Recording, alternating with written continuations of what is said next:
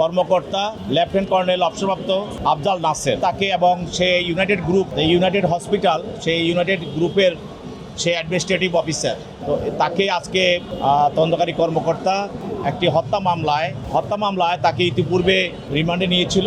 সেই রিমান্ডে নেওয়ার পর তাকে জিজ্ঞাসাবাদ করা হয়।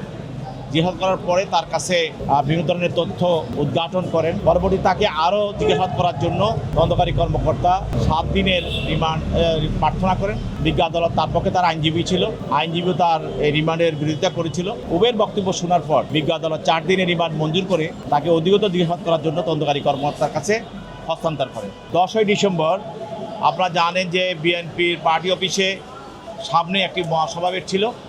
ওই সমাবেশে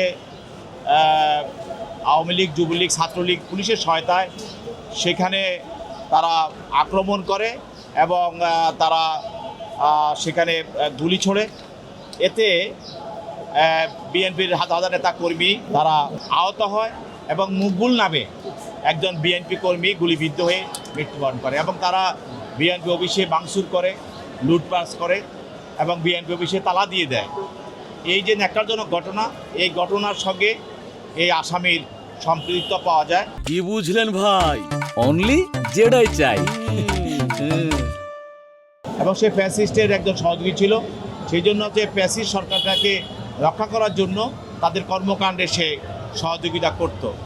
সব কিছু মিলিয়েছে এই ঘটনার সঙ্গে তাকে সম্পৃক্ত পাওয়ার কারণেই তাকে গ্রেপ্তার করা হয় এবং প্রথমে রিমান্ড নেওয়া হয় এবং রিমান্ডে জিজ্ঞাসাবাদ করার পরে সে তার বিভিন্ন বিষয়ে এই ঘটনার সঙ্গে যারা এটার সঙ্গে পরিকল্পনায় এবং ষড়যন্ত্রে যারা ছিল এই বিষয়ে তার থেকে তথ্য উদ্ঘাটন করা সম্ভব হয়েছে এবং পরবর্তীতে তার থেকে আরও ঘটনা জানার জন্য তাকে 7 দিনের রিমান্ড প্রার্থনা করা হয়। সেখানে 4 দিনের রিমান্ড মঞ্জুর করে তাকে তদন্তকারী কর্মকর্তার হাতে ন্যস্ত করা হয়।